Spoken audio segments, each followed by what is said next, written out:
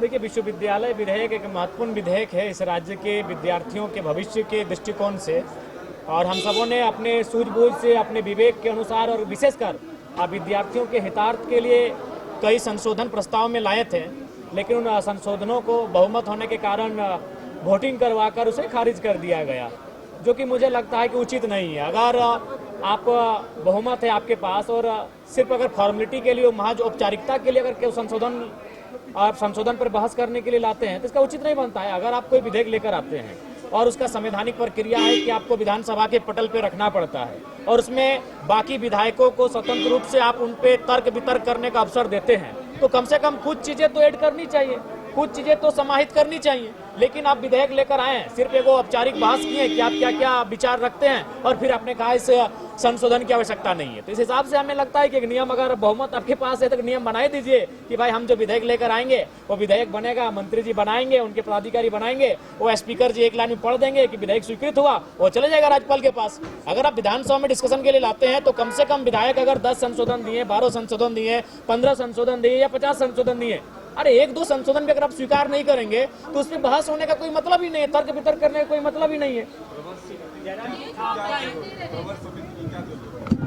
अब ये तो खैर मंत्री जी समझेंगे। जयराम जी, आपके बयान की चर्चा है, कांग्रेस कह रही है कि आप जो है ज्यादा भविष्यवक्ता मत बनिए, ऐसा कुछ हो नहीं रहा है जो आपका बयान चल रहा है। अब आप ये चीजों का हम पे डाल दे रहे हैं, मेरा निजी विचार है। भारत देश फ्रीडम ऑफ स्पीच के लिए जाना जाता है, मेरा निजी विचार है, अपने हाँ, तो गंभीरता है, बिल्कुल गंभीरता है। क्या कह रहे हैं? इनपुट हमारे सोर्स है, उन सोर्सों के माध्यम से आ रहा है। और क्यों आप इस इनपुट को कैसे खारिज कर सकते हैं? इरफान जी आज मंत्री हैं, पूछिए जब वो विधायक थे बंगाल किस कारण से गए थे, पूछिए उन्हीं के पार्टी के अनूप जी ने उन पर क्यों एफआईआर करवाया था। तो ये चीजें तो इतिहास में इस प्रकार की घटनाएं घट चुकी हैं, उसी के आधार में और अभी जो वर्तमान में राज्य में जो उथल पुथल मच रही है उसी के आधार पर मैंने एक बयान दिया था। देखिए, सोर्स जो हमारा कह रहा है कि वर्तमान में गठबंधन की स्थिति ठीक नहीं है, वही हमारा सोर्स कह रहा है। क्या होगा?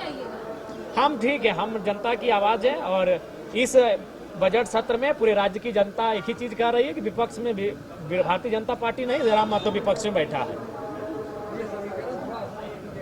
नहीं, समीकरण अब स्पष्ट नहीं, आप लोग भी जानते हैं, आप लोग भी समीक्षा करिए, अब हर चीज एक विधायक के मत डालिए।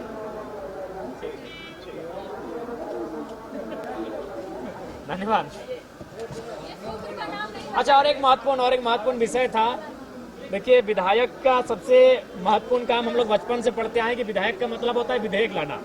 अनुमान विधेयक मंत्री लेके आते हैं, जो विभाग के मंत्री होते हैं, विधायक भी निजी बिल, प्राइवेट बिल लेकर आते हैं। और मैं इस विधानसभा सत्र में एक प्राइवेट बिल लेकर आया था, उसका नाम था झारखंड प्रवासी श्रमिक सशक्तिकरण, संरक्षण एवं कल्याण विधेयक 2026। लेकिन चूंकि जब कोई निजी बिल आता है तो विधानसभा के पटल पर उसे आने दिया जाएगा या नहीं दिया जाएगा वो विधानसभा अध्यक्ष की विवेक पर निर्भर करता है। लेकिन मुझे उस बिल को, निजी बिल को विधानसभा के पटल पर लाने का अवसर नहीं मिला। मुझे खेद है इस बात का, कुछ त्रुटियां बताई गई, लेकिन मेरा मानना था कि एक महत्वपूर्ण विधेयक होता, राज्य के श्रमिकों के लिए, राज्य के प्रवासी श्रमिकों के लिए विधेयक था और इस विधेयक को मैं एक निजी बिल के तौर पर ला रहा था। हालांकि उसे स्वीकार करना या ना करना तो सरकार का विषय था।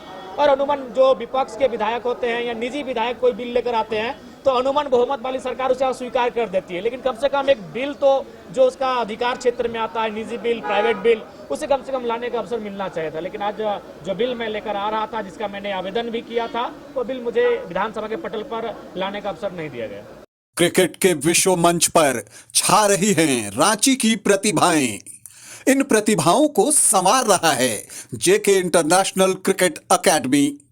अनुभवी कोच की देखरेख, सुविधाओं से लैस जेके क्रिकेट एकेडमी अनुशासन और आत्मविश्वास का विश्वास भरा सफर।